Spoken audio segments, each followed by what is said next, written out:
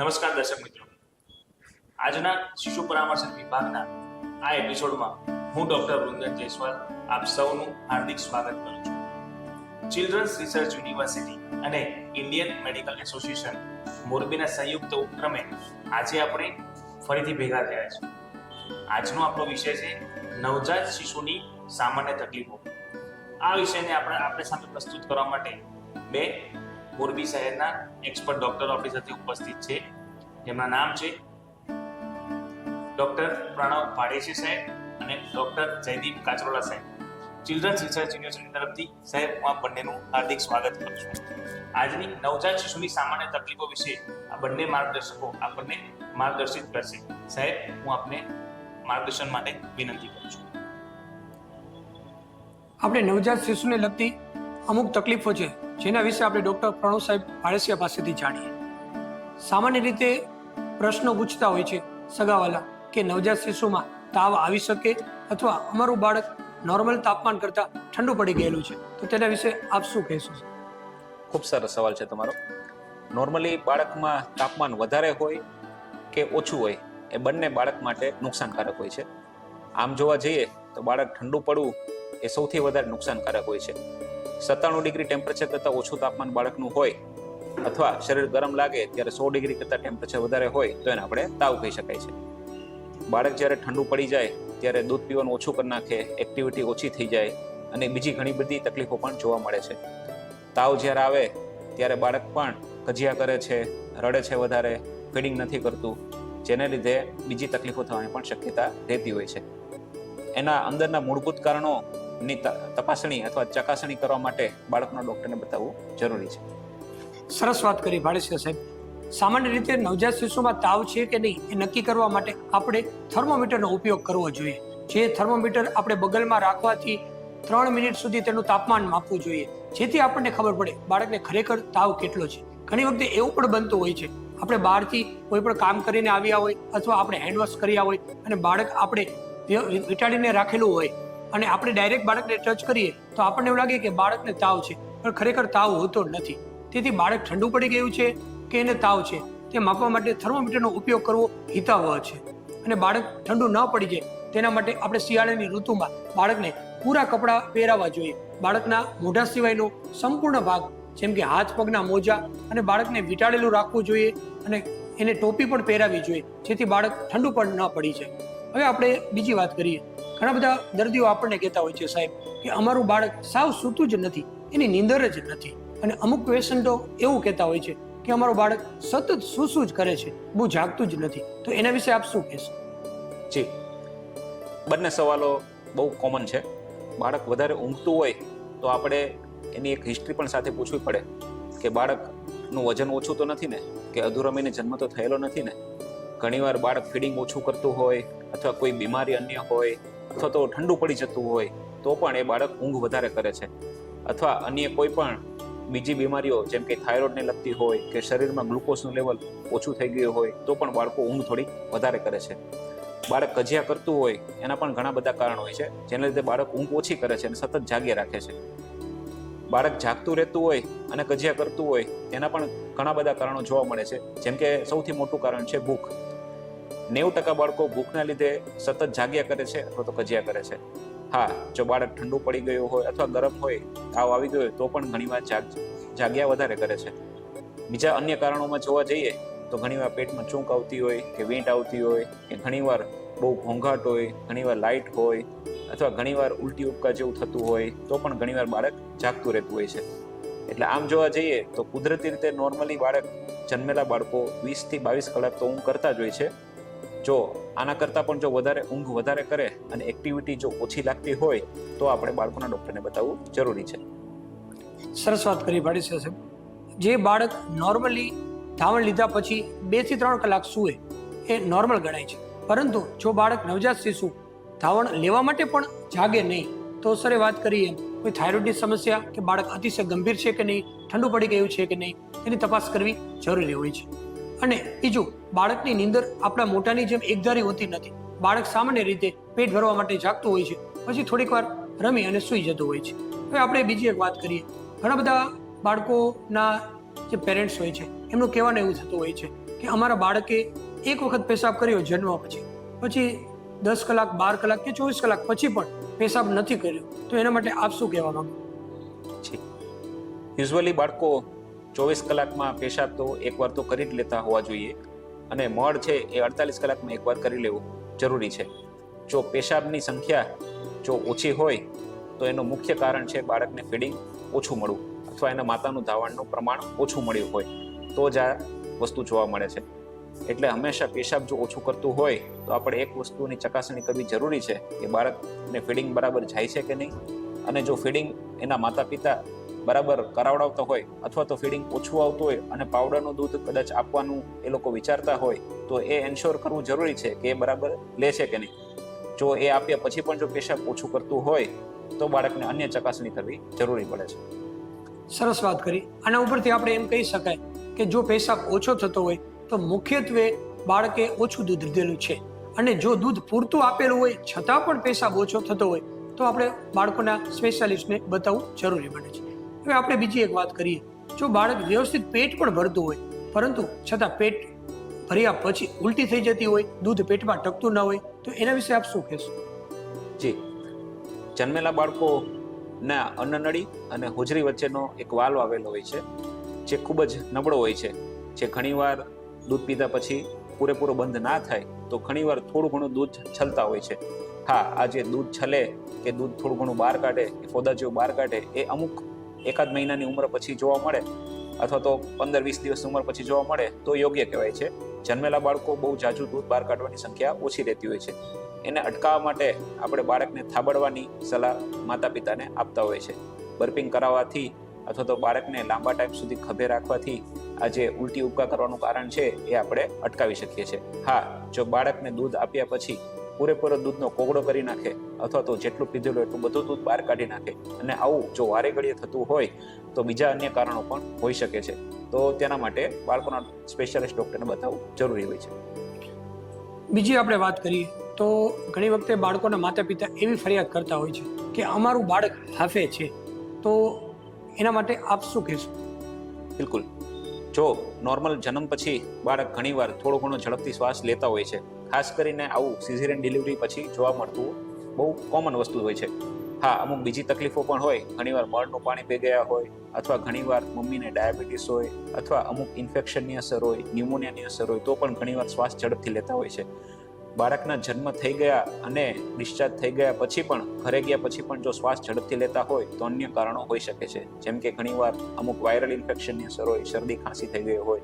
ઘણીવાર બાળકો ઝડપથી શ્વાસ લેતા હોય અને અચાનક થોભી જતા હોય છે, જેને પિરિયોડિક બ્રીથિંગ કહેવામાં આવે છે, જે આમ જોવા જઈએ તો બિલકુલ નોર્મલ હોય છે. ઘણીવાર બાળકો શ્વાસ લેતા હોય તો ગાજતા હોય છે, અવાજ આવતો હોય છે, જેને નોઇઝી બ્રીથિંગ કહેવામાં આવે છે.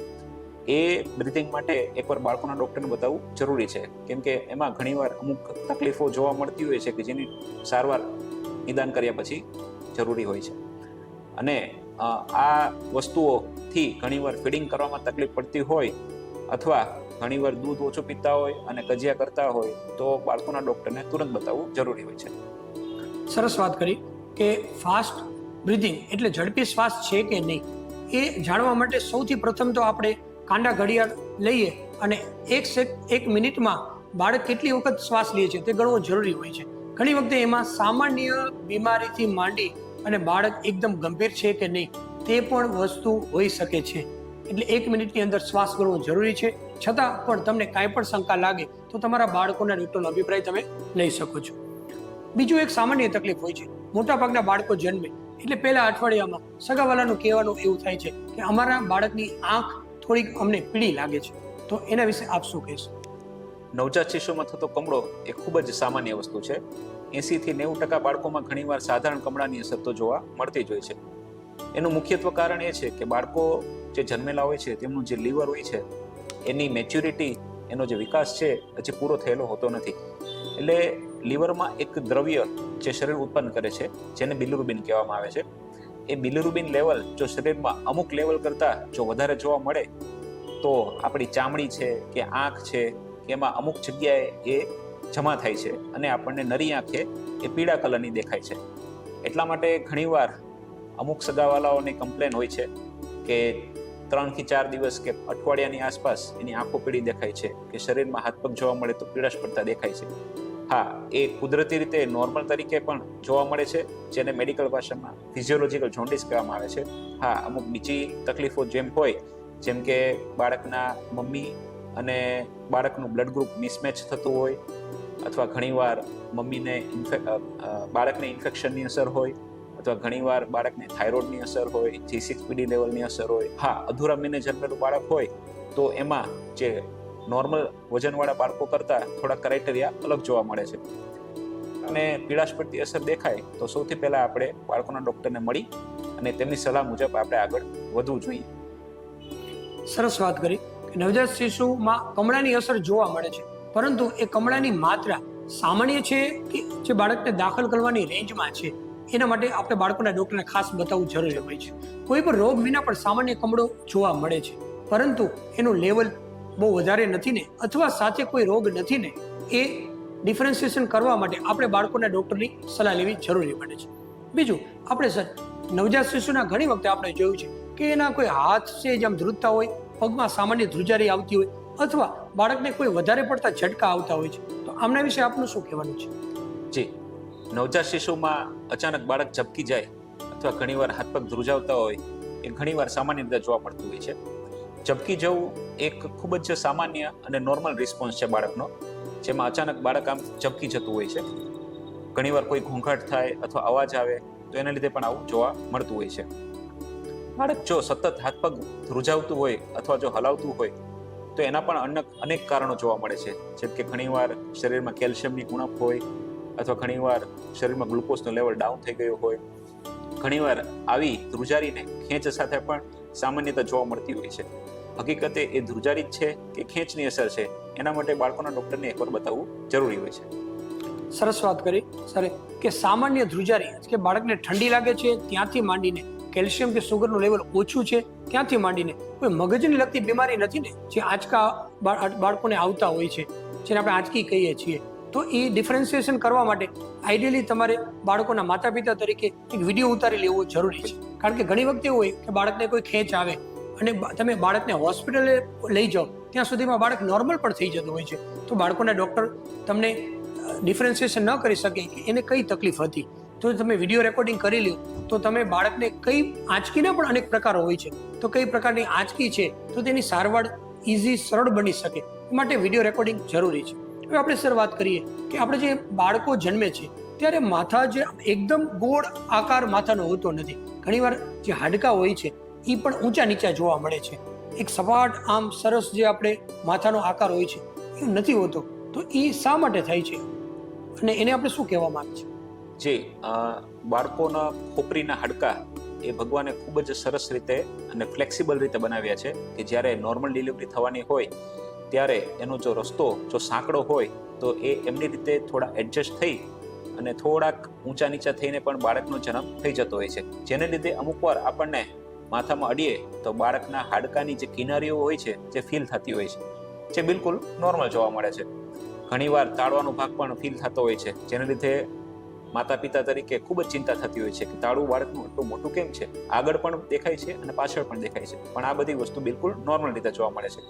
બાળકના માથાનો આકાર ઘણીવાર આપણને એવું જોવા મળે કે એક સાઈડથી દબાયેલો હોય છે, પણ એના માટે ઘણીવાર લોકો મસાજ કરવાની કે જાત જાતની સલાહો આપતા હોય છે, પરંતુ હકીકતે આ વસ્તુમાં કોઈ ચિંતા કરવાની જરૂર હોતી નથી. જેમ જેમ બાળકની ઉંમર વધે એ પ્રમાણે હાડકાઓનો જગ્યા છે એ થોડી થોડી બદલાય છે અને એનો શેપ છે એ નોર્મલ આકારમાં અમુક ટાઈમ પછી જોવા મળી જતો હોય છે. બરાબર સર, બીજું એક આપણે જાણીએ કે નોર્મલી આપણે બાળકો ભારતની અંદર કેટલા એપ્રોક્સિમેટલી વજન સાથે જન્મતા હોય છે, અને કેનાથી વજન ઓછું છે તો આપણે એને ઓછા વજનવાળા બાળકો કહીએ, અને જે નોર્મલી બાળકોને જે જન્મના સમય છે તેનાથી બાળક વહેલું આવી ગયું છે એવું આપણે ક્યારે કહી શકીએ? નોર્મલી ભારત દેશમાં જોવા મળીએ તો 2.5 થી 3 કિલો વજન એ બિલકુલ નોર્મલ અને સામાન્ય ગણાય છે. ઓછું વજનવાળું બાળક ક્યારે કહી શકાય? જ્યારે એનું વજન જન્મ વખતે આપણે 2.5 કિલો કરતાં ઓછું હોય તો એ ઓછું વજન કહેવાય છે. 1 કિલો અને 500 ગ્રામ કરતાં વધારે વજન જો ઓછું હોય તો એને ઘણું ઓછું વજન, મેડિકલ ભાષામાં એને very low birth weight baby તરીકે ઓળખવામાં આવે છે. 1 કિલો કરતાં પણ જો ઓછું વજન હોય કે જે બાળકોની ઘણા વહેલી ડિલિવરી થયેલી હોય, ઘણીવાર 6ઠ્ઠા મહિને કે 7મા મહિને, તે બાળકને ELBW એક્સ્ટ્રીમલી લો બર્થ વેટ તરીકે ઓળખવામાં આવે છે. અધૂરા મહિને આમ જોવા જઈએ તો કોઈ પણ બાળકનો નોર્મલી જન્મ 36 થી 37 અઠવાડિયા બાદ થાય તો એ પૂરેપૂરા મહિને જન્મેલું બાળક કહેવાય છે.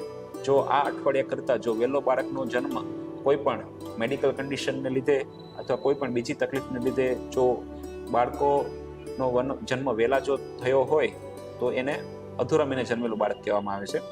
અધૂરા મહિને જન્મેલો બાળકનું વજન પણ ઘણીવાર 2.5 કિલો કરતાં પણ ઓછું જ હોય છે અને એના શરીરના અંગોનો વિકાસ ઘણો બધો પાછળ રહેલો હોય છે. તો આવા બધા બાળકોના ડૉક્ટર તુરંત ચકાસીને એમની અમુક સારવાર પણ કરવાની સલાહ આપતા હોય છે. બીજું સાહેબ, આપણે જે અધૂરા મહિને બાળકો જન્મેલા હોય અને જે ઓછા વજનવાળા બાળકો હોય છે તો તેની સારવારમાં આપણે થોડી કઈ વધારે કાળજી લઈ શકીએ કે જેનાથી બાળકને વિકાસ થવામાં થોડીક ઝડપ મળે અને બાળક ઓછું બીમાર પડે? તો એના માટે ક્યાં આપણે પગલાં ભરી શકીએ? અધૂરા મહિને બાળકો જન્મેલા હોય તેમાં આપણે સૌથી પહેલાં એ વસ્તુ જોવી જરૂરી છે કે બાળકનો જન્મ કેટલો વહેલો થયેલો છે. જો બાળક 1-2 અઠવાડિયા વહેલા જો જન્મ થયેલો હોય 36 થી 37 અઠવાડિયાના 1-2 અઠવાડિયા પહેલા, તો આમ જોવા જઈએ તો શરીરના અંગોનો મહત્તમ વિકાસ તો થઈ ગયેલો હોય છે. એટલે ઘણીવાર આવા બાળકો 2 કિલો કરતાં વધારે વજનના હોય છે અને જેથી એને બાળકના જન્મ થયા પછી માતાનું ધાવણ લેવામાં કે ફીડિંગ કરવામાં કોઈ જાતની તકલીફ બહુ જોવા મળતી નથી. હા, અમુક બાળકોને ઘણીવાર બીજી તકલીફ જોવા મળતી હોય છે, જેમ કે ઘણીવાર ઠંડુ પડી જાય અથવા ઘણીવાર ઇન્ફેક્શનની અસર લાગી જાય અથવા ઘણીવાર દૂધ કે ધાવણ એના જો ઓછું મળે તો શરીરમાં ગ્લુકોઝનું લેવલ ઓછું થઈ જાય. એના માટે આપણે તકેદારીમાં જોવા જઈએ તો બાળકને જેમ બને એમ અલગ રાખીએ, બાકીના બધા માણસોથી થોડુંક સેપરેટ રાખીએ, સેનિટાઈઝરનો ઉપયોગ કરીએ, હેન્ડ વોશિંગ કરીએ, જેથી બાળકને ઇન્ફેક્શન લાગવાની શક્યતા ઓછી રહે. બાળકને જો દૂધની માત્રા બરાબર જાય છે કે નહીં એના માટે આપણે યોગ્ય અંતરે બાળકના વજન વધે છે કે નહીં એની ચકાસણી થોડીક કરતા રહીએ. અમુક સમયગાળે બાળકોના ડૉક્ટરને પણ આપણે બતાવતા રહીએ, જેથી આપણને અંદાજો આવે કે બાળકનો વિકાસ બરાબર થઈ રહ્યો છે કે નહીં અને બાળકનું વજન વધી રહ્યું છે કે નહીં. સાથે જોવા જઈએ તો બાળક પેશાબ બરાબર કરે છે કે નહીં કે મળ બરાબર કરે છે કે નહીં તે પણ બિલકુલ જોવું જરૂરી છે. ઘણીવાર સાથે બાળકના વિકાસને પૂરક રીતે આપવામાં આવતા અમુક વિટામિનના ટીપા પણ બાળકોના ડૉક્ટર લખી આપતા હોય છે. તેનો સમય પ્રમાણે અને યોગ્ય રીતે ઉપયોગ કરવો જરૂરી હોય છે. સરસ વાત કરી પાડે છે સાહેબ કે બાળકને છે ને બીજા બધા માણસોથી દૂર રાખવું જોઈએ, જેનાથી બાળકને ઇન્ફેક્શન ન લાગે અને ફક્ત માતા એક જ બાળકની સાથે રહેવું જોઈએ. અને કાંગારૂ મધર કેર એ કરવી જરૂરી છે. જેમ કાંગારૂ એના બાળકને પોતાની છાતી સાથે ચીપકીને રાખે, એમ જે બાળકો ઓછા વજનવાળા હોય, વહેલા જન્મેલા બાળકો હોય, તેને ફક્ત માતાની જ હૂંફ મળે અને બાકીના લોકોથી દૂર રહે તો બાળકનો વિકાસ, વજન ઝડપી વધે અને બાળક બીમાર થવાની શક્યતા ઘટે છે. બાળકનું હેન્ડલિંગ બને તેટલું ઓછું થવું જોઈએ અને બાળકને અડતા પહેલા, ટચ કરતા પહેલા જે સાબુથી વારંવાર હાથ ધોવા જોઈએ, સેનિટાઈઝરનો ઉપયોગ કરવો જોઈએ અને એના જે વસ્ત્રો આપણે જે યુઝ કરીએ છીએ એ વારંવાર ધોઈ અને તડકામાં સૂકવવા જોઈએ, જેથી બાળકને ઇન્ફેક્શન થવાના ચાન્સીસ ઘટે છે. અને બાળકને કોઈ પણ સમસ્યા ન હોય છતાં પણ સમયાંતરે બાળકોના ડૉક્ટરને બતાવવું જરૂરી છે, જેથી બાળકનો વિકાસ કેટલો થાય છે, વજન કેટલું ઝડપી વધે છે એ આપણે જાણી શકીએ છીએ. બીજું સાહેબ, આપણે અમુક બાળકો છે ને બહુ કજિયા કરતા હોય તો સગાવાલાનું કહેવાનું એવું થાય છે કે અમારું બાળક તો સાહેબ બહુ કજિયારું છે, ટાઈમે સૂતું પણ નથી અને કચકચ કર્યા જ કરે છે. તો એના વિશે આપ શું કહેવાનું છે? 80 થી 90% બાળકો મુખ્યતઃ ભૂખના લીધે કજિયા કરતા હોય છે. ઘણીવાર માતા પિતા ભૂખ લાગી છે એ નથી જોતા, પરંતુ બીજી કંઈ તકલીફ છે એ શોધતા હોય છે. કયા ટીપા પાવા કે શું કરવું કે જેથી બાળક શાંત થાય એ વિશે વધારે વિચાર કરતા હોય છે. એટલે હંમેશા બાળક જ્યારે રડતું હોય ત્યારે આપણે હંમેશા એ ચેક કરવું જોઈએ કે બાળકને માતાનું ધાવણ બરાબર મળી રહે છે કે નહીં. જો બાળકને એવું લાગતું હોય કે ધાવણ બરાબર મળી રહે છે તો એને પૂરતું થાય છે કે નહીં એ પણ ચેક કરવું જોઈએ. ઘણીવાર બાળકો ધાવણ લેવાની પૂરેપૂરી કોશિશ કરતા હોય પણ ઘણીવાર એ ચૂસી નથી શકતા, જેથી ગળેથી પ્રોપર રીતે દૂધ ઉતારી નથી શકતા. આવું વસ્તુ મોટાભાગે ઓછા વજનના અને અધૂરા મહિને જન્મેલા બાળકોમાં જોવા મળતી હોય છે. હા, બાળકના માતા તરફથી જોવા મળે તો ઘણીવાર ધાવણ ઓછું આવતું હોય અથવા તો ડીટડીનો ભાગ મોઢામાં લેતા બરાબર બાળકને ફાવતું ના હોય તો પણ ઘણીવાર ધાવણ લેવામાં તકલીફ પડે અને બાળક કજિયાએ ચડી જતા હોય છે. બીજા નાના કારણો જોવા જઈએ તો પેટને લગતી તકલીફ જોવા મળે. ઘણીવાર તાવ આવી જાય, ગેસ થઈ જતો હોય છે, પેટ ફૂલાઈ જતું હોય છે, ઉલટી ઉપકા જેવું કરતા હોય છે. ઘણીવાર પેશાબ કરેલો હોય કે સંડાસ કરેલું હોય કે ઘણીવાર એવું લાગે કે સંડાસની જગ્યાએ ચામડી લાલ થઈ ગઈ હોય, ઘણીવાર કોઈ મચ્છર કરડ્યા હોય એના લીધે ખજવાળ આવતી હોય, આવા બધા અન્ય કારણો જોવા મળે છે કે જેના લીધે બાળક કજિયા કરતું હોય છે. સરસ, તમે વાત કરીએ કે બાળકના મોટાભાગના કેસીસમાં બાળક ભૂખ્યા રહેવાથી કજિયા કરતું હોય છે. જો બાળકને પેટ ભરાવાથી સૂઈ જાય તો સમજવાનું કે બાળક ભૂખ્યું હતું એટલે રડતું હતું. પરંતુ આપણે એ પણ નજરઅંદાજ ન કરવું જોઈએ કે બાળકને કોઈ બીજી બીમારી નથી. સરે વાત કરીએ કે કોઈ ડાયપર રેસિસ હોય કે ડાયપરની જગ્યાએ બાળકને બળતરા થતી હોય, કોઈ પેશાબ કરવામાં તકલીફ થતી હોય કે બાળકને કોઈ ખલેલ પહોંચતી હોય, કોઈ બીમારી હોય, જેમ કે સામાન્ય રીતે ઘણી વખતે ફક્ત નાક બંધ થવાથી પણ બાળકો રડતા હોય છે. તો આપણે જો બાળકને પેટ ભરાવવાથી, નાકના ટીપા નાખવાથી અથવા ચૂકના ટીપા આપવાથી જો બાળક સૂઈ જાય તો આપણે સમજવાનું કે કોઈ તકલીફ નથી. પરંતુ બાળક કોઈ પણ સંજોગોમાં ચૂપ જ ન થાય અને બાળક ધાવણ ન લે તો આપણે બાળકોને ડૉક્ટરને બતાવવું જરૂરી બને છે કે એને કોઈ બીમારી નથી ને. અને ઘણી વખતે જે આપણા માતા પિતા એવું કરતા હોય છે કે બાળક સૂતું નથી, કજિયા કરે છે, તો તમે ઊંઘના ટીપા આપી દો, તો સાહેબ એ હિતાવહ છે? બિલકુલ નહીં.